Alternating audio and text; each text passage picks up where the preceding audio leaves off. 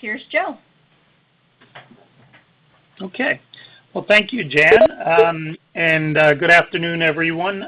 It's fabulous to be here with you. I know you all have a lot of things to do and your time's valuable, so my goal today is to try to make the next hour the most profitable hour that you spend this week, especially in light of the fact that this session is about profit-killing mistakes that business owners make. So in today's webinar, I'm going to share 10 popular and unfortunately nearly epidemic things that most salespeople and business owners who sell do to stunt their revenue growth and burn up much of their potential profit. So, and in this, and many private businesses have either don't have salespeople or sell through principals or is the primary salesperson in the company. So when we talk about salespeople today, it could mean you or anyone who has customer-facing things happening. Okay, so to start off, I probably know quite a few of you, but for those of you who don't know me, it'd be helpful to provide you some background on who I am. So I've been with TAB for around 10 years. I own the TAB Austin franchise, which is one of the largest and most successful TAB franchises in the world, and I am also the area developer for TAB Texas. And about 5 years before I learned about TAB, I founded a company called Z3 Performance Development, and I founded that company with the goal of helping private business owners build world-class sales organizations. So as a consequence, Z3 is now the largest sales development company in Texas, and although we work with people all over the world. And but by a world-class sales organization, basically what we're talking about is building a sales effort that can deliver consistent, predictable, profitable, scalable results. So because so many businesses struggle with the peaks and valleys of sales and have a tough time doing that. So before I started Z3, I held various executive positions at a couple Fortune 500 technology companies before launching to a career as a serial entrepreneur. And but as an entrepreneur, I've run 8 companies. I founded 6. I've sold a couple. And the companies that I've directed have ranged from business to consumer, from technology companies, electronics, software. I've run conceptual service companies, sporting goods companies. I ran a wholesale seafood company. So, the point here is, independent of the type or size of company, these principles, when used, can help any company grow consistently and profitable. So all of these companies that I've run have grown consistently and profitably through these basic best practices that I'd like to share with you today. So now, although I've spent a significant portion of my career in sales and sales management, that's not where I started. I never considered myself to be a traditional sales guy. I have a degree in chemical engineering. I started my career in engineering.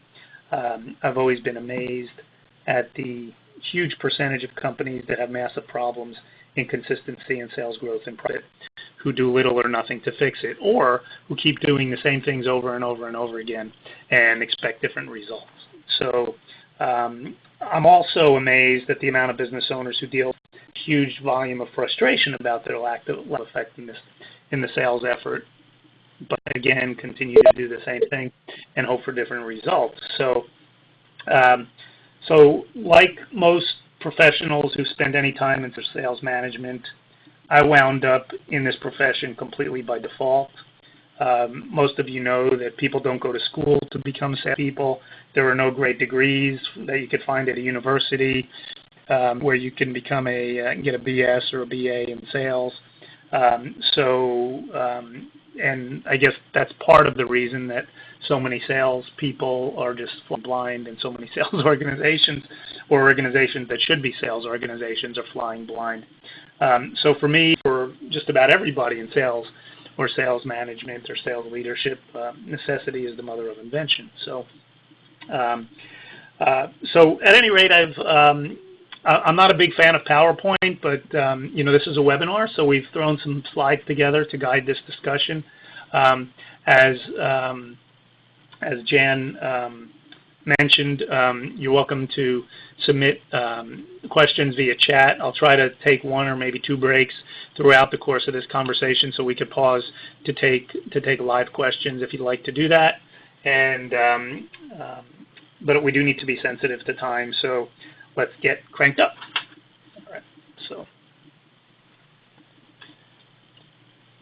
So a question I have for each of you: if you were going to go to ask a potential lender or investor to make an investment in your company, what do you think they would want to know before investing?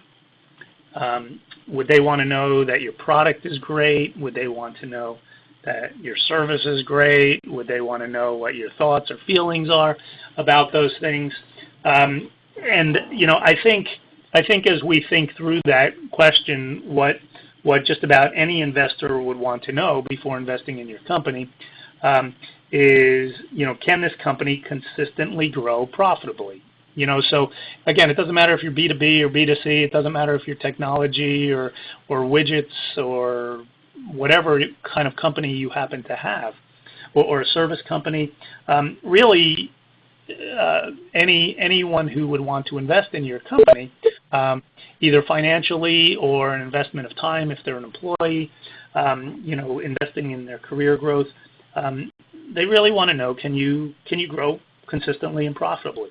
So the question on this slide here: what kind of company do you own? What kind of company do you really own?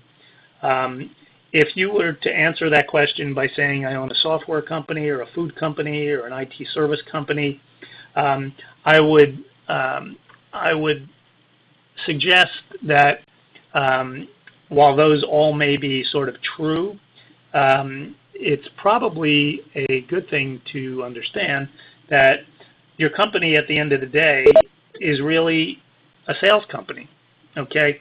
And, if you did answer software or food or IT services, your paradigm that your company is not a sales company may be seriously limiting your success potential. Because as far as any bank, lender, business valuation company goes, all of your companies are sales and marketing companies. They're revenue growth, profitability growth companies. And if you can't do that,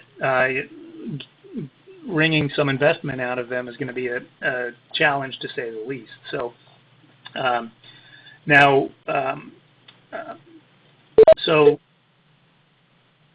don't hear me wrong. Great products are amazing. Great people are amazing. Systems are hugely important.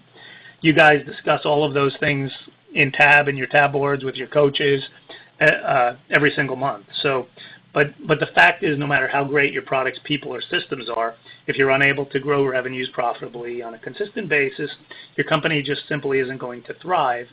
And if you're not able to consistently, predictably generate sales growth and profit, all of the wonderfulness of your product, services, or the best mousetrap in the world may be actually virtually worthless.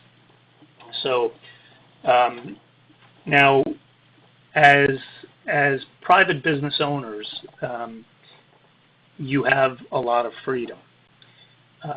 You all know that you can choose to do on any given day, you could choose to do any one of 850 things. And one of the best things about owning a business and owning your own business is that you can do whatever you want with your time. But that's also potentially one of the worst things about owning your own business, because you can do anything you want with your time. And we all only have 24 hours in a day, and a lot of, for many people, one of the biggest reasons they join TAB is to help them with their prioritization, to help them make the best use of their time, money, and resources. So, as the owner of a company, you get to choose, and you get to choose how you're going to invest your time, money, and resources. And choosing correctly could mean millions and tremendous freedom, tremendous additional freedom, and choosing incorrectly can mean bankruptcy. So, so let's go back again to all of our companies are sales companies. And if we come out of that paradigm, we may be thinking differently about how we invest our valuable time, money, and resources in our company, both from a personal perspective and from an organizational perspective. Now, as members of TAB, you all know that prioritization and focused energy are incredibly important. You might use tools in addition to the board meetings and coaching sessions. You may use tools like SPL and Business Advantage in order to help you set priorities and determine where to spend your time. So if you agree with the premise that your company is a sales company, I guess I'd like to ask you another important question. And the question is this: do you feel like today you're allocating enough time, money, and resources and energy to being a sales company, or are you devoting a disproportionate amount of time to other potentially less important areas of the company, things like HR or things like, spending a tremendous amount of time in product development or whatever it happens to be? If you're really a sales company, and if you're not going to be able to generate consistent profitable growth and potentially get investment from important stakeholders, are you investing your time, money, and resources in the most effective and efficient way possible? So, I think most owners don't devote, at least in my experience, what I've found, I guess most owners don't devote nearly enough resources to being an effective sales company, and it costs them dearly. So, and in a lot of cases, that's simply because sales is an area that they're not comfortable with, or sales is an area that they don't understand, or they think they are devoting a lot of time and energy to sales, but they're doing it in the wrong way, and they're not getting the same results, and they continue to do the wrong things over and over and over again. So, you all know any one of us can do anything, but we can't do everything. So, at some point, if when we commit to actually, really committing to growing sales, we can do it simply by reallocating our time, money, and resources. Okay. All right. So, next slide. And I don't know if there's a delay in these slides coming up, but assuming that we are on the next slide, what you see here is the uncommon sense formula for success. This is it's a formula that I've used to run all of the companies that I've run in my life, and 8 completely different, highly profitable companies. And we've also used it to help hundreds of private business owners also do the same thing. And the process consists of only 2 steps. And I won't go into the process in detail here. I've done a couple other webinars over the past few months, and those webinars exist in TAB's library. We talked a little bit about this formula there, so you're welcome to visit those. If you'd like to learn more, you can visit the library recordings, or you can visit my blog, or just drop me an email at joe@z3.com. And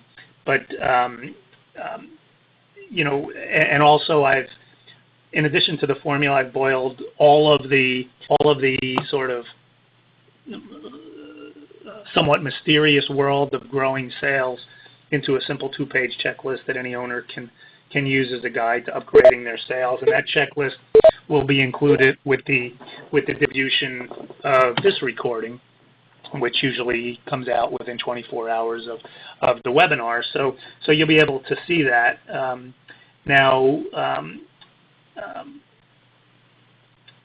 Many of you are probably already using a lot of the components, because a lot of this isn't rocket science. I've just boiled it down into a checklist. But so many of you are already using some or a lot of the components outlined in the Uncommon Sense formula and checklist. But if you're not, your company is probably sending away thousands or perhaps millions of dollars every year by virtue of just not doing some very simple blocking and straightforward blocking and tackling. But with that said, like I say, you could go to the other recordings.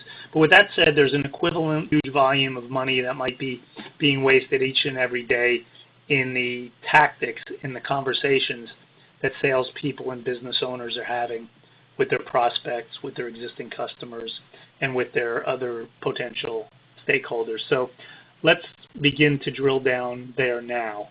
And I'm going to advance these slides, and we'll go through the 10 mistakes. Now, before we proceed, does anybody have any questions? If you do, just say, via chat that you have a question, and we could unmute the, and open up the conversation, and we'll just continue.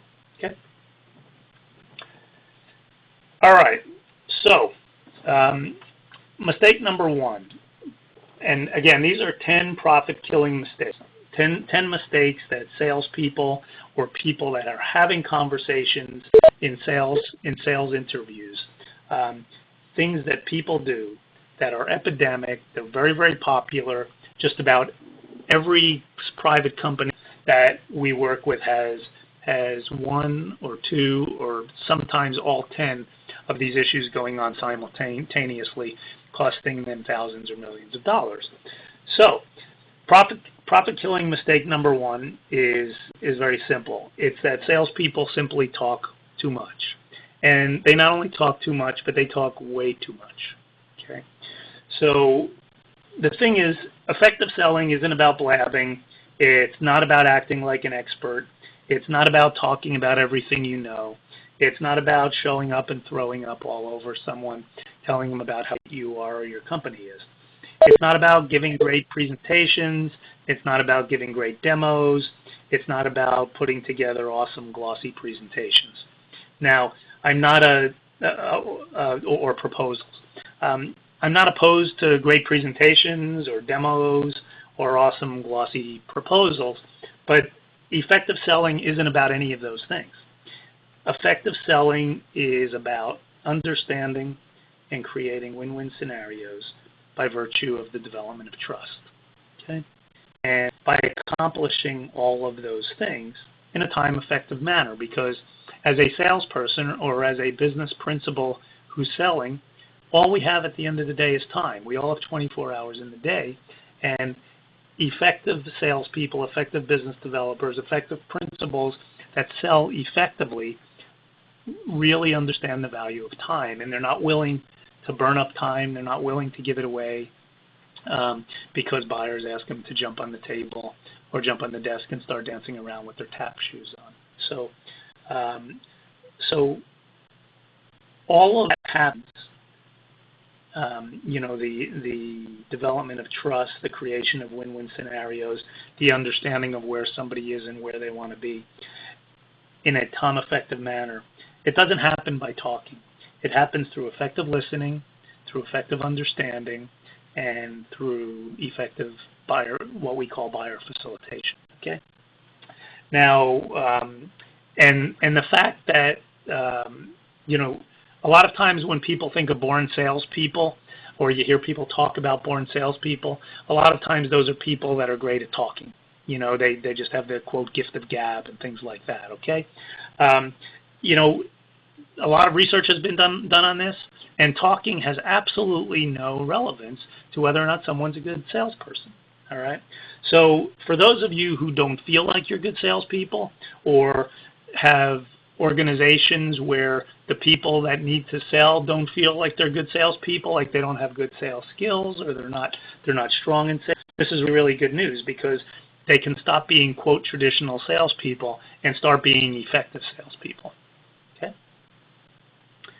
All right. So that's profit-killing mistake number 1. Let's move on to profit-killing mistake number 2. Okay. So there is, as buyers, we typically do not, buyers as a group, do not typically trust salespeople. Okay. Salespeople and lawyers are really the two, in the world of the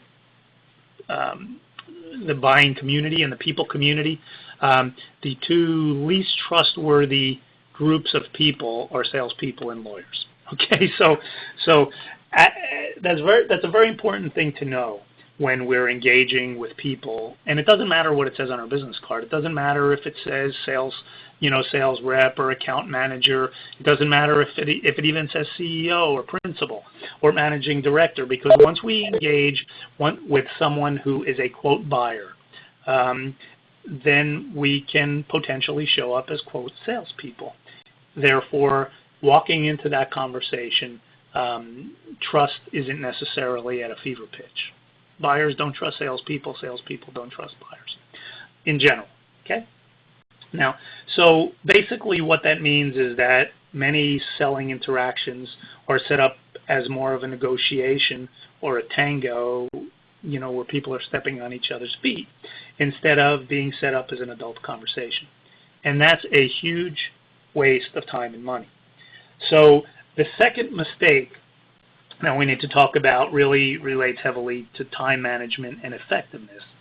And really what the mistake is that the salesperson, and again, when we say salesperson, we're talking about whoever sells in your organization, be it a principal or any customer-facing or prospect-facing employee in your company. The salespeople just don't take control of the sales process. They let the buyer. Some of them let the buyer control the tango. Some of them think both are supposed to control. It's got to be a give and take. But just know as a salesperson, because effective salespeople know that they must control the sales process. So know that if you do not control the sales process, if you let the buyer control it, or if you just let it swim around, then you're not being as effective as you can. Okay? Effective salespeople are always in complete control of the process and the conversation. They never allow buyers to have them jumping through unnecessary hoops. They don't send multiple proposals for the same kind of projects. They don't give premature demos. They don't provide detailed answers to time-wasting questions that really aren't going to move the conversation forward. They value their time highly, and they understand that their goal in the conversation is to stay in the conversation as long as it makes sense from a time perspective for them to continue doing that. Furthermore, they don't commit their company's resources unnecessarily.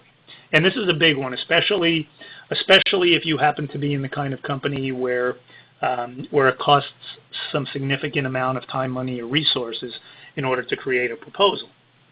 So, and I hear stories of this all the time. I recently attended a sales meeting with one of our clients who owns a small private security company. In the sales meeting, he proudly announced to everybody on the sales team that his company saved over $500,000 just within the last 9 months, just in engineering and design resources that were used to help create proposals that the salespeople kept throwing over the fence. And so every time a salesperson smelled anything that represented a potential sale, they would get design and engineering involved, and they would create these proposals, which they would propose, and then the buyer would send them back to sharpen their pencil and do more work and go back and forth and back and forth and back and forth. And when they decided, when I shared with them what was going on, and they decided to change this, they, just in design and engineering, they realized a, $500,000 that dropped immediately to the bottom line as soon as they erased this. So it's a huge profit killer. And even if you are in a company where proposals cost little or nothing to create, if the salesperson does not control the sales process, they're still wasting a tremendous amount of time and energy and resources. So again, it's a big profit killer. Okay. All right. So our third profit killing mistake. I want to start to begin to dispel some very popular myths. So now, because these myths lead to behaviors, and the behaviors lead to ineffectiveness, okay? So this mistake deals with the myth that product knowledge is super important in the effectiveness of selling, all right? A lot of times what happens is a company will hire somebody, they'll invest all sorts of time and money and energy into product training and get them to know every nook and cranny of the product, okay? Now, in order to operate any sustainable company over time and prosper over the long haul, any company, no matter what type of company it is, has to be good at three things. They have to be good at sales, they have to be good at marketing, and they have to be good at expertise. And if there's deficiencies in any one of those three areas, it's going to show up in a gigantic way, okay? So I'm not disclaiming that product knowledge needs to exist in the organization. All I'm saying here is that in a sales conversation, product knowledge can really destroy effectiveness. So the mistake is that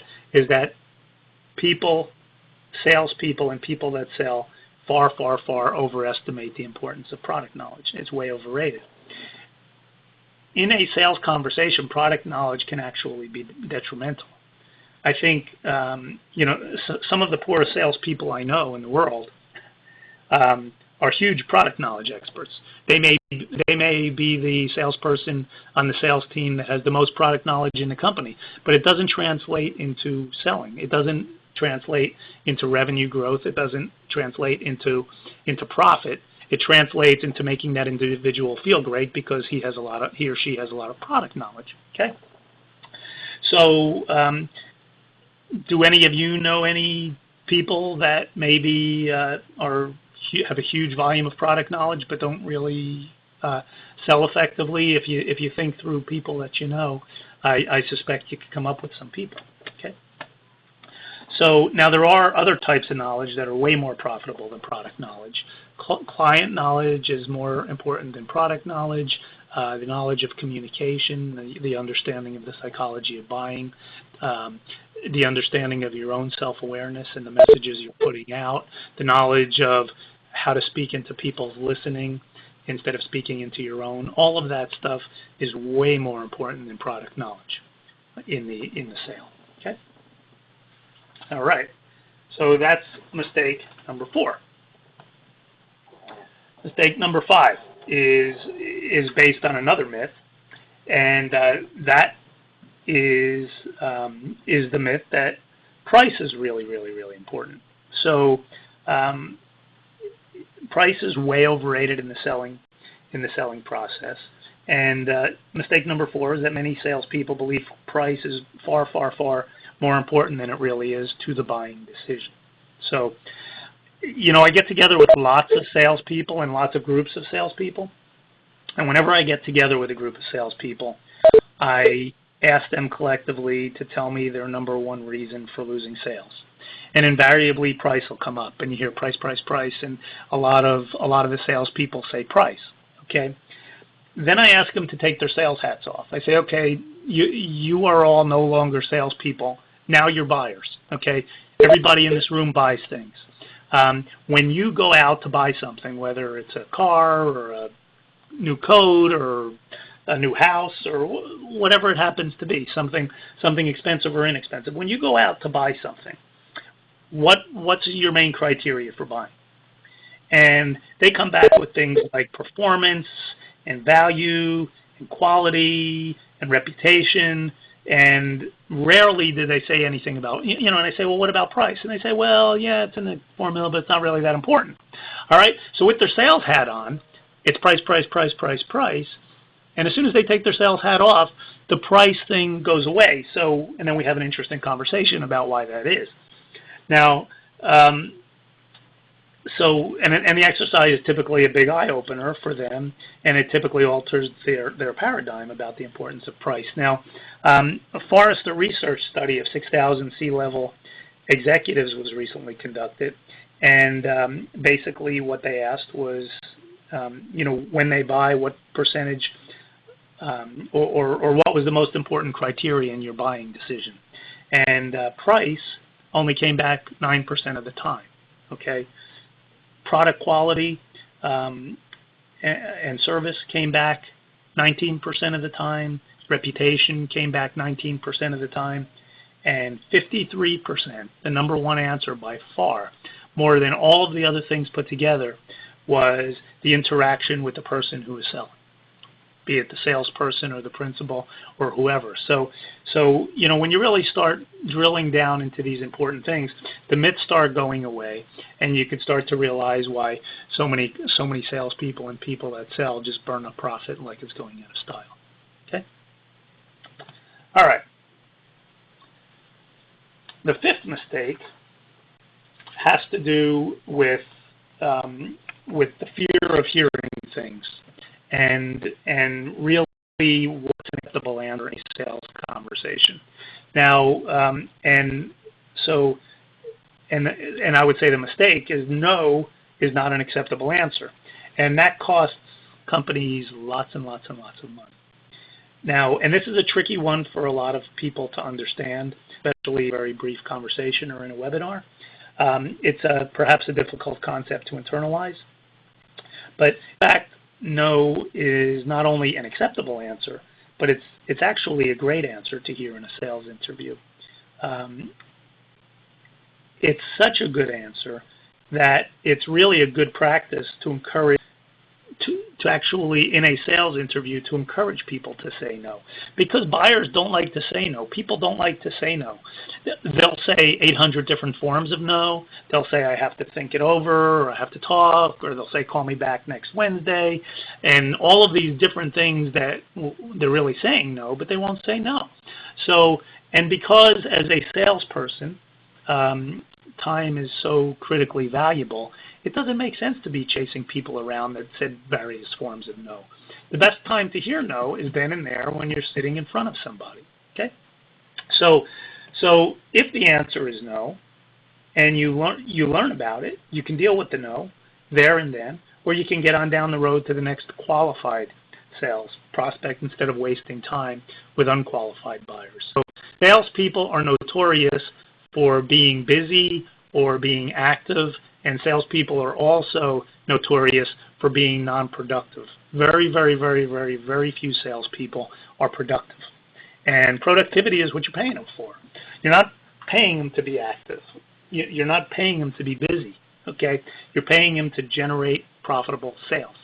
And hearing no and getting to know, instead of wasting a lot of time pussyfooting around with maybes, or listening selectively, is a very, very important thing to do. And there are very simple tactical ways to do this effectively and efficiently.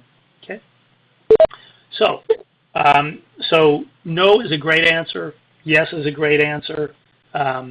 Both of those answers are great time savers that lead to sales growth and profit. But you don't want to hear maybes, and you can't afford. Nobody can afford to deal with maybes. Because it's maybe sales time wasters, okay? Maybe lands these non-qualified prospects on sales forecasts that sit there month after month after month but never result in anything. Maybes have sales managers send their salespeople back out to call and try to close and try to close and try to close, and goes on and on and on. But the majority of sales end in status quo anyway. So, but because salespeople and people that do selling tend to be either salespeople or entrepreneurs who are inherently optimistic, they tend to listen very selectively, and they tend to hear buying signals when they're not really there. So again, yes is good, no is good, maybes and think it overs, call me back on Tuesdays are horrible, okay? So we want to get people to say no if no is what they need to say, okay? All right. Moving on to mistake number 6. So the question is, why do people really buy? Okay, and the mistake is that salespeople simply fail to uncover people's true motives for buying.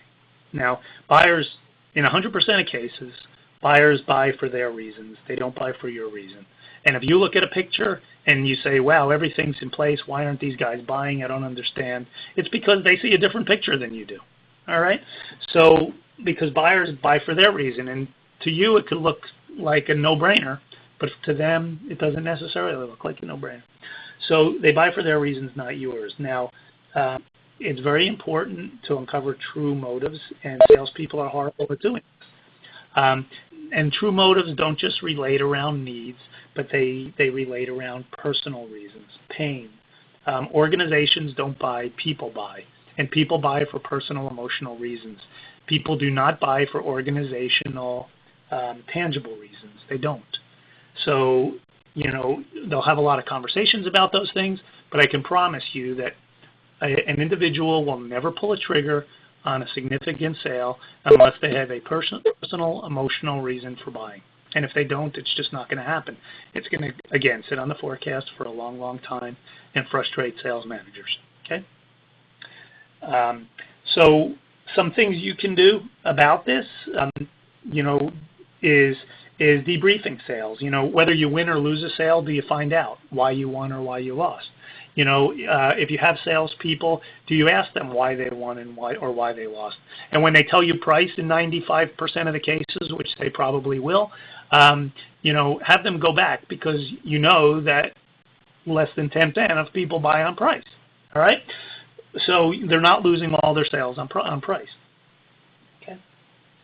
If you come in second, third, or fourth, do the salespeople learn the true reasons why, or do they just blame the customer? And remember, time equals money. So don't listen selectively. Don't allow your salespeople to listen selectively. Send them back in there. Get them to develop trust. Get them to have adult conversations, and get them to learn instead of talking. Get them to learn people's true motives for buying. Okay. Okay. All right, so now we're on to, I think this is number 7. So profit-killing mistake number 7 is that most people don't learn how much a buyer is willing to invest before they start investing their additional time, or their time and resources, or design and engineering fees, or proposal creators, or any of those kind of things. So, And what a decision maker is willing to invest does not just relate to cash or how much money they're willing to invest, although that's obviously a very important thing to understand. But in many cases, they also need to invest other forms of capital. They may need to invest personnel. They may need to invest time. They may need to invest favors or political capital. So if a salesperson is not learning what an individual is willing to invest to help remove their personal emotional pain, then they're, again, leaving lots of profit on the table. Okay. So a few questions that you may want to think about. First of all, when you speak with profits, do you learn about budgets? Is that discussed in the sales conversation? If another question is, do you have a personal or a business budget? Okay, and if you do, how often do you actually stay within it? And if the answer is not 100% of the time, then another question I would ask you is, what can make it change? So, sometimes we send our salespeople in to ask a question, do you have a budget and what is budget? Well, the point is it's just a meaningless question, okay, because budgets are changeable. I mean, most of the people I know do not stay in their budget, okay, either on a personal or a business basis. Budgets are meant, they're a sort of a guess, right? They're an estimate. Now people try to stay within their budget. Very, very, very few people do. And so another question is, what would make you or a business change their budget? Okay, so if they only have X dollars budgeted for your product or service, and they need 1.5 times that, what would make them change? These are very important things to understand. Okay, and if you start to satisfy, if you start doing proposals and demos and lots of premature satisfaction, in advance of knowing that information, it's cutting into your profit, it's cutting into your margins. All right. So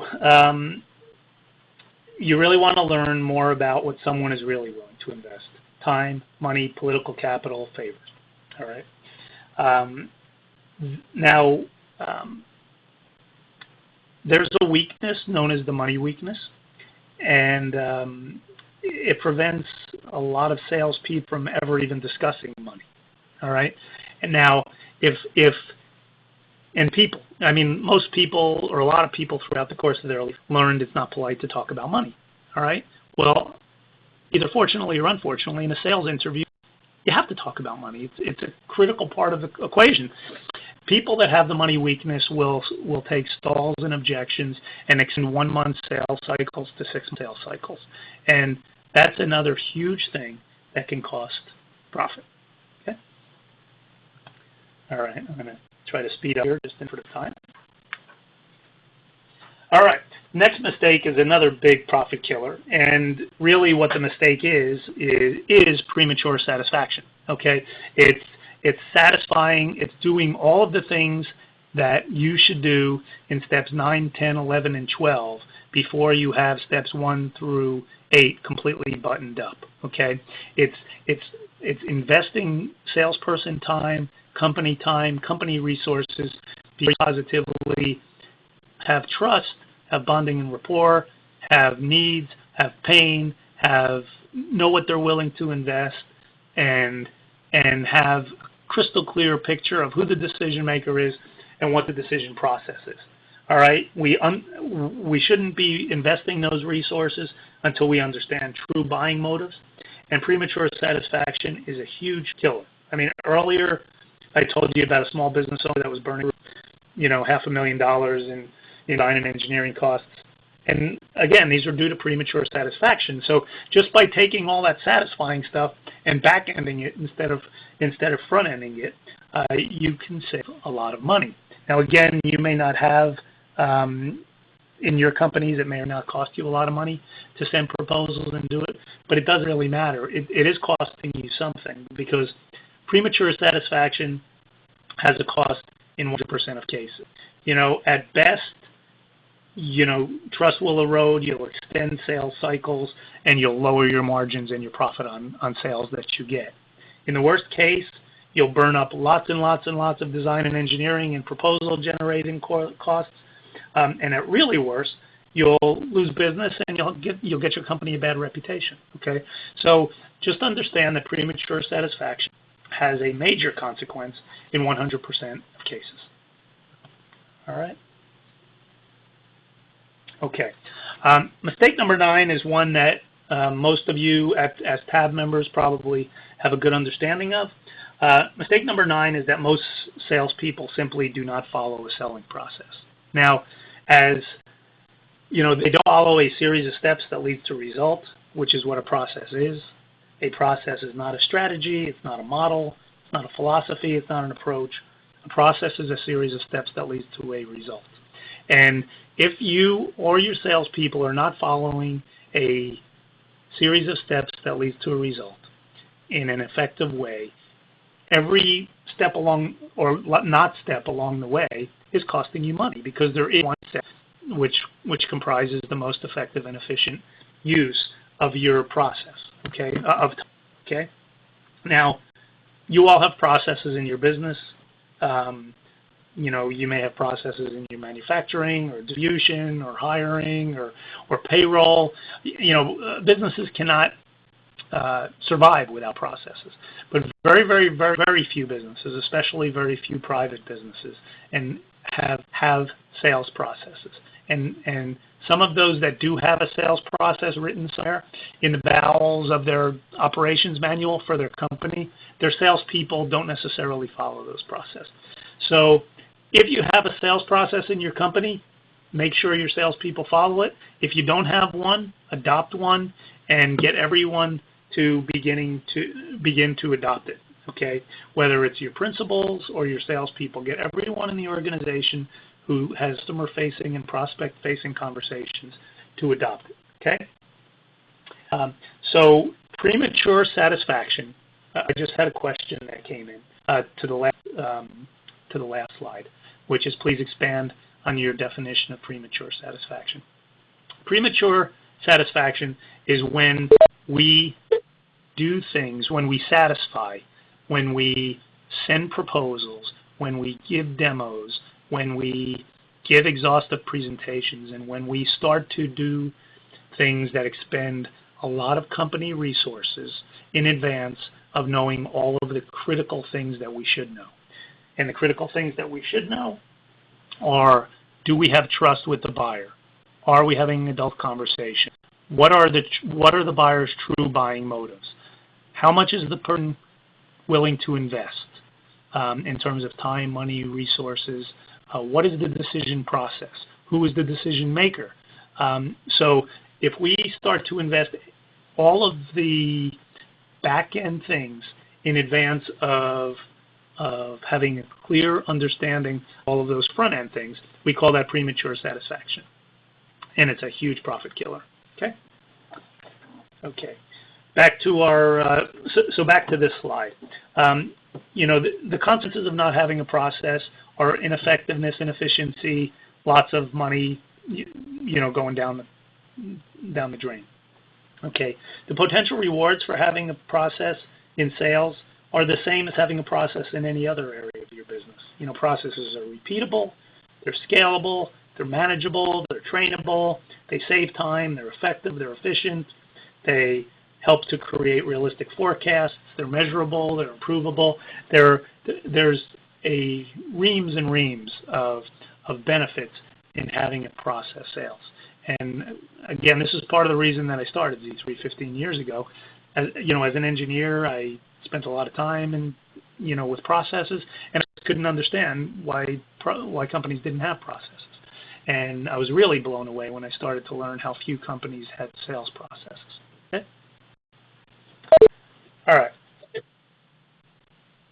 All right. So now, if you look at the next slide, just take a look at it, and so the question is, what do all of these people on this slide have in common?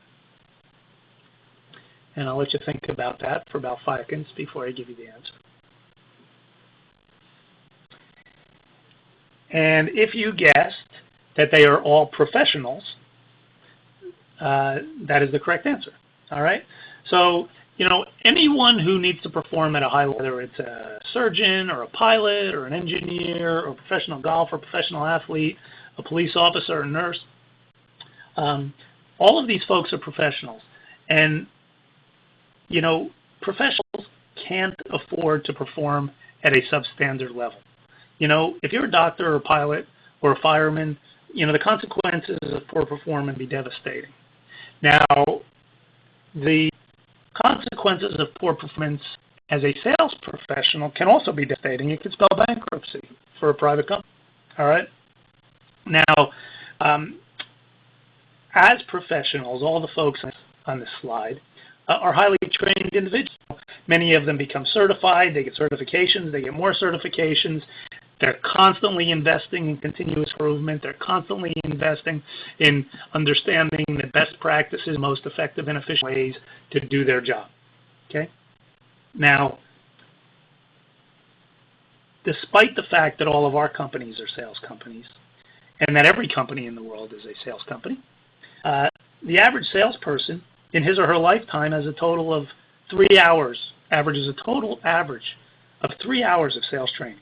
Okay, and that lack of training becomes very, very evident in their horrible performance, because far less than 10% of all people that call themselves salespeople will provide any semblance of an ROI for me this year, which is part of the reason that turnover in sales departments is so high.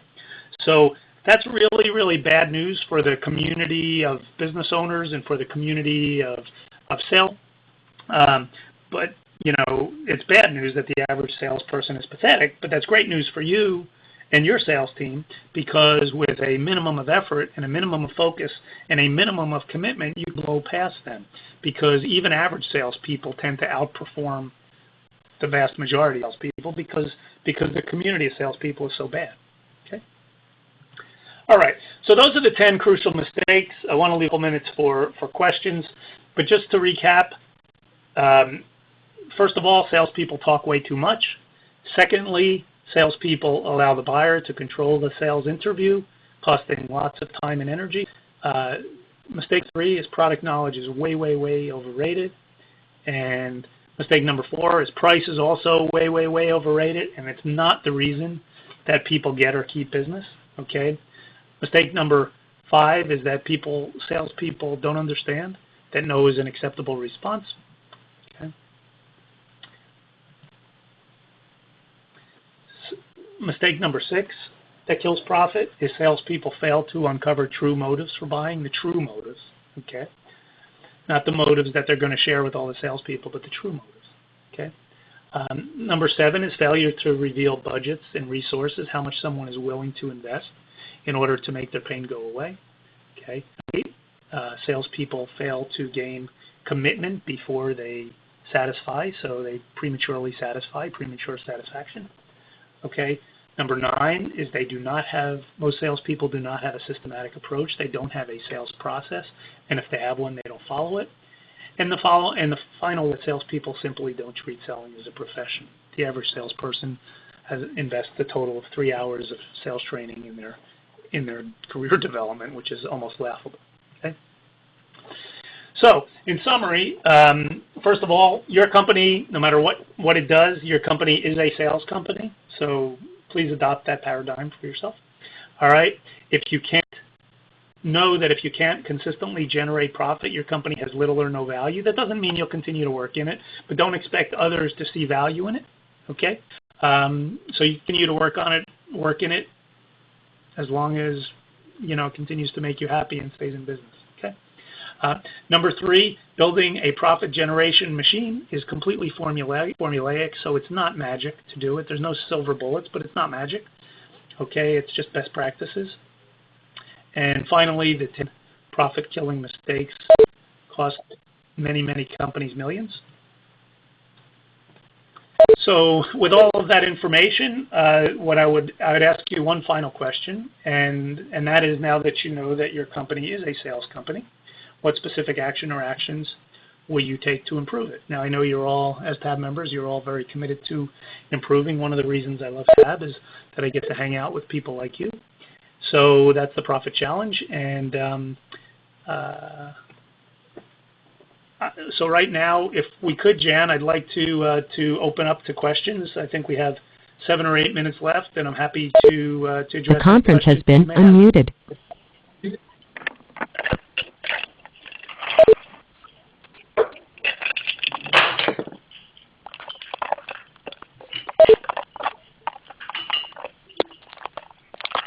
Can I answer questions for anyone?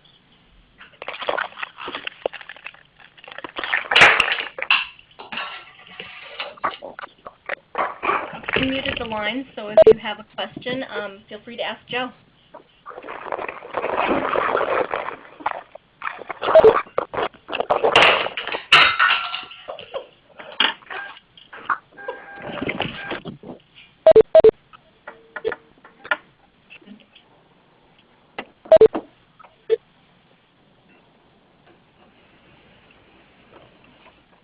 Jan, I see some people here that it says speaking, but I don't hear them, so I don't know if they're speaking or not. Yeah, I don't any noise from the mic and show us as speaking. If you're asking a question and we're not hearing you, please type it in the chat box. Can do it.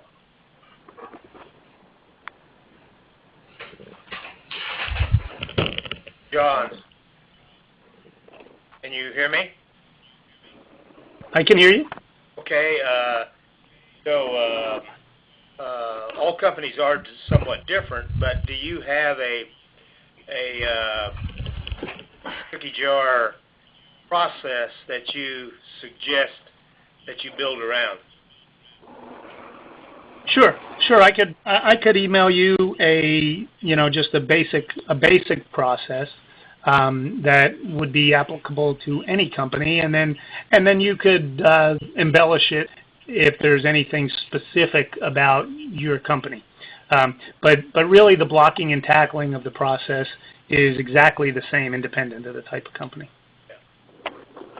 If you And if I don't know who that was, but if you would send me an email at joe@z3zhree.com, I'm happy to forward that to you. Okay. Okay, I've got some things via chat here. It says Charles Davis, buyer says price is too high. How do you get them to open up and tell you more? Well, so it's a great question. Now, I would ask you, Charles, if you thought a price was too high, what would get you to do that? So I'd be curious about that, all right? There's not a... Actually, there's several questions in your question. First one is how do you get them to open up and tell you more? So whether it's with regard to price or anything else, and the answer to that question is how you structure the conversation right on the front. Okay, whether or not you show up as a salesperson or as an adult for an adult conversation. Okay, if you show up as a salesperson in their mind, they're not going to open up to about price or about anything else because there's a lack of trust there. There's an embedded lack of trust. It's not about you or your salespeople. It's an embedded lack of trust. People don't trust salespeople. All right. So now that's one way. Other way is mistake number 5, which is no is an acceptable answer. If you make it extremely open that no is a great answer, or you're too expensive is a great answer, or whatever, as long as they know that you're not doing the mutual mystification thing and you're trying to confuse them with smoke and mirrors so that they need to respond with smoke and mirrors, then you're having an adult conversation instead of a negotiation. So this is a great question about the price is too high, and we have sessions that last 4 or 5 hours about to deal with it. So it's a difficult question to answer in just a few seconds here, but those are some things. Okay. Other questions? Judy? Brett, how do you develop a sales process? That may have been the question that was just asked. Let's see here. I'm done. Okay. So then why did you come over here and make faces at me and everything? Yeah, you did. Okay, any other questions I can help with? All right, well, we're running up on time here, so I want to let you all go and be respectful of your time. I really greatly appreciate your spending time today. I hope this has been valuable for you. My contact information is listed on the slides. These slides, as well as the Uncommon Sense checklist, will be listed in Tab's library under recording, so you can access them through that. And if you have any questions, please feel free to contact me at joe@z3.com, or hopefully we'll see you soon. So thank you very much for your time, and have a great day. Thank you.